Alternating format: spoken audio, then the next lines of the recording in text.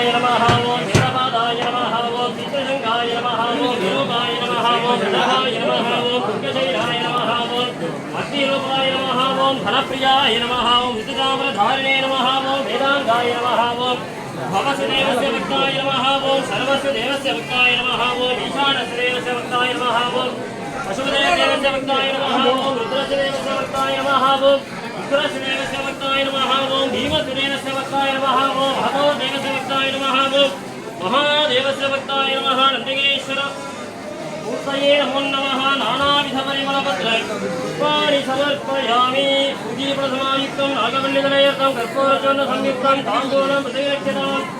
नारिकेलकण्ठानि कदलीफलानि ताम्बूलानि च सर्वं निवेदयामि